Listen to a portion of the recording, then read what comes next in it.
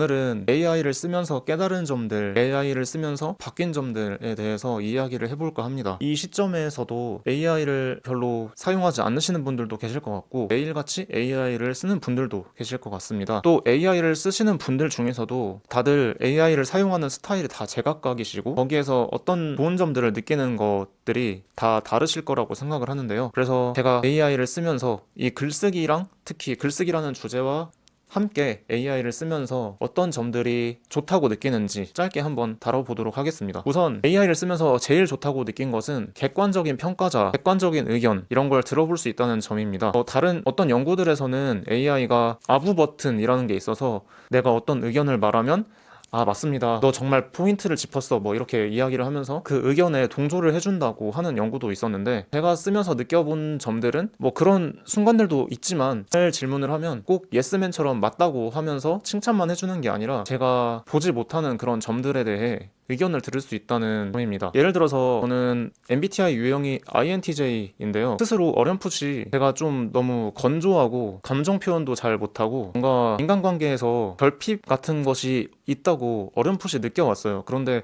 글쓰기를 하면서 조금씩 그런 점들을 발견을 하기는 했지만 그래도 완벽하게 저의 결점들을 전부 찾아내지는 못했던 것 같습니다. 그런데 어제 AI에게 제가 그냥 두서없이 산책하다가 들었던 생각을 써서 넘겨주면서 이 글에서 느껴지는 나의 방어 기제를 한번 분석해줘 라고 이야기를 했더니 제가 어렴풋이 알고 있었던 거 플러스 제가 전혀 생각하지도 못했던 관점으로 분석을 해주더라고요. 그래서 그 점들을 보면서 아, 이거는 정말 AI가 있어서 이렇게 알 수 있는 것 같다 이런 생각을 했습니다. 왜 그렇게 생각을 했냐면 첫째로 보통 제가 생각하기에 대부분의 사람들은 제가 저를 생각하는 것만큼 저를 소중하거나 중요하게 생각하지 않는다고 생각을 해요. 그래서 뭔가 이야기를 나누더라도 지금 AI가 저한테 해줬던 것처럼 엄청 전체적으로 심도 있게 분석을 해주기는 어렵다고 생각을 하고 물론 유료 상담을 받는 경우에는 다를 수도 있겠지만 그냥 일반적으로 이렇게 시시콜콜하게 이야기를 주고받는 수준에서 말씀드리는 겁니다. 그리고 또 두 번째로 나이를 먹어가면서 느끼는 건데 점점 돌직구를 날리거나 싫은 말을 하는 사람이 주변에 줄어드는 것 같아요. 제가 그런 사람들을 관계를 멀리하기 때문에 그런 거일 수도 있고 또 그거에 더해서 사람들이 나이를 먹고 이제 사회생활이 발달되어 가면서 굳이 이 사람한테 싫은 소리를 해서 내가 얻는 게 있나 하는 그런 생각을 하고 내가 이 사람 인생 책임질 것도 아닌데 그냥 듣고 싶은 말 해주고 말지 이렇게 생각하는 경우가 더 많아지는 것 같다는 그런 생각입니다. 그래서 점점 나이를 먹어갈수록 다른 사람한테서 큰 소리나 아니면 지적을 듣고 아, 내가 이런 걸 잘못하고 있었구나 하고 고치는 걸 기대하기보다는 점점 더 스스로 성찰을 하고 내가 부족한 게 뭐였는지 알아내서 개선을 해야 된다는 개선을 하는 것의 중요성이 더 커진다고 생각을 하는데요. 그래서 나이를 먹어가면서 더더욱 이런 AI라는 존재가 도움이 되는 것 같습니다. AI는 뭐 저한테 이야기를 할 때 아, 내가 이 사람이 싫어하는 말을 했다가 뭐 나를 손절하면 어떡하지? 아니면 나한테 나쁜 소문을 내면 어떡하지? 이런 걱정을 하지 않고 그런 게 다 배제된 상태로 되게 이성적인 상황에서 조언을 해줄 수 있는 조건이기 때문입니다. 사람한테서는 이런 걸 되게 기대하기가 쉽지 않죠. 이렇게 이야기를 해주는 사람이 분명히 존재를 하긴 할 텐데 정말 그런 사람은 귀하다고 생각을 해요. 왜냐면 대부분의 사람들은 그런 돌직구의 조언을 받아들일 수 있는 만큼 마음의 준비가 되어 있지 않고 기대하지 않은 예상하지 못한 순간에 그런 말을 들었을 때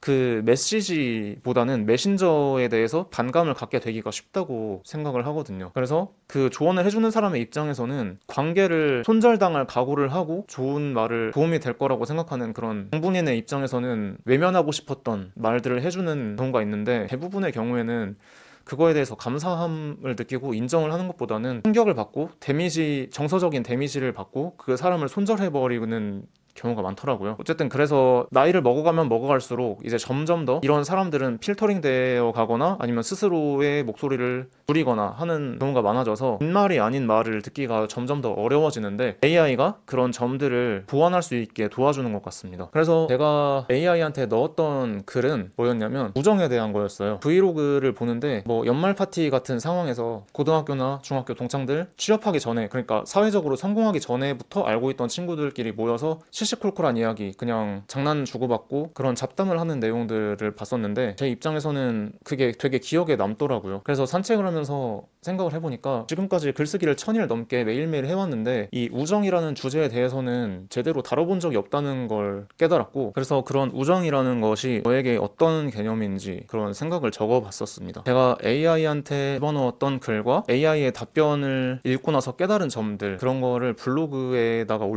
올렸는데요. 고정 댓글에 남겨둘 테니까 궁금하신 분들은 한번 읽어보셔도 좋을 것 같습니다. 그래서 제가 AI한테 이 글을 보여주고 나서 깨달은 점은, 간략히만 이야기하자면 저는 방어 기제가 논리라는 거였어요. 예를 들어서 감정을 직시하는 게 너무 힘들기 때문에 저는 더 건조한 곳으로 도망을 친다, 이렇게 AI가 해석을 해주더라고요. 예를 들면 나는 외롭고 쓸쓸해, 이렇게 이야기를 하고 인정을 하면 되는데, 저 같은 경우에는 나는 우정이라는 자원이 결핍된 환경에서 자랐다, 이렇게 뭔가 객관적으로 표현을 한다는 거죠. 저도 되게 공감을 한 게, 항상 제가 글을 쓸 때 좀 어떻게 하면 이게 내 주관적으로 근거 없는, 남들은 공감을 못할 수 있는 표현이 아니라 누가 들어도 공감을 할 수 있게, 누가 들어도 납득을 할 수 있게 표현할 수 있을까, 그런 고민을 많이 하거든요. 이런 성향 같은 게 사실 제가 감정을 직접 직시하는 것이 두려워서 그걸 피하기 위해서 구축한 방어 기제였구나 라는 걸 알게 됐고, 우정이라는 거에 더 직접적인 가치관에 대한 거였는데 거래적인 인간관이라는 거였습니다. 저는 항상 이렇게 생각을 해왔어요. 관계는 다 조건부적으로 이루어지는 거다. 기브 앤 테이크, 그러니까 주는 게 있어야 받는 게 있고, 받았으면 줘야 되고, 이렇게 거래와 교환으로만 인식을 했었는데,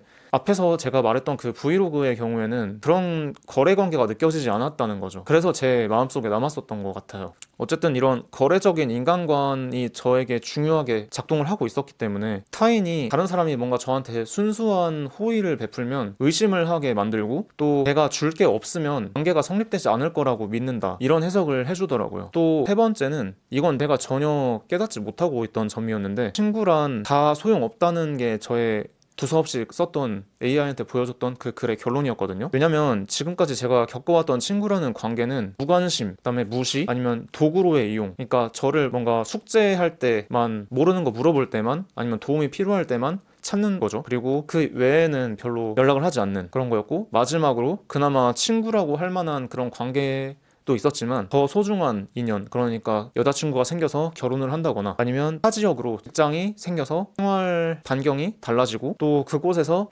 거기만의, 또 그 사람, 그 친구만의 소중한 인연이 생기니까 저는 자연히 연락이 소홀하게 되는, 그래서 네 가지 경우 전부 다 결론은 관계의 단절이었어요. 그래서 저의 결론은 우정이라는 것은, 친구라는 것은 다 소용이 없는 것이다, 이런 거였는데, AI는 이걸 보고 저한테 신포도라고 하더라고요. 저 자신을 방어하기 위해서 대상의 가치를 깎아내림으로써 나의 상처를 축소시키고 자존감을 보호하기 위해서 그렇게 친구란 소용없다, 이렇게 치부를 하는 거다, 이런 이야기를 하는데 되게 새로운 관점이고 맞는 말이라고 생각이 들었습니다. 가장 가까운 예로 제가 봤던 브이로그만 해도 대가 없는 주고받음, 대가 없는 도움, 장난, 같이 시간을 보내는 거, 이런 것들이 이루어지고 있었던 거잖아요. 근데 제가 개인적인 경험에서 그런 관계가 없었다는 걸로 귀납적인 결론을 내려버리고 일반화를 시켜버리고 그랬다는 거죠. 또 그 다음으로 인정투쟁이라는 키워드도 있었는데, 우정에 대한 연장선에서 제가 친구라는 관계가 쓸모없다라고 생각한 다른 이유 중에 하나로, 친구랑 같이 시간을 보내면서 시시콜콜한 이야기를 하는 게 저는 시간이 되게 아깝다고 느껴질 것 같다, 이렇게 글을 썼더니 AI가 이런 점들을 근거로 들면서, 당신은 항상 매일 발전하려고 하고 끊임없이 성장을 추구하려고 하고 그런 점들이 있는데, 사실 그거는 인정받기 위한 투쟁이다, 나는 있는 그대로 괜찮다, 쓸모없는 나라도 괜찮다, 이런 존재가치에 무조건적인 수용을 받았던 경험이 없기 때문에 당신은 가만히 있으면 불안하고 스스로의 가치가 없다고 느끼기 때문에 끊임없이 성장하려고 한다는 것이라는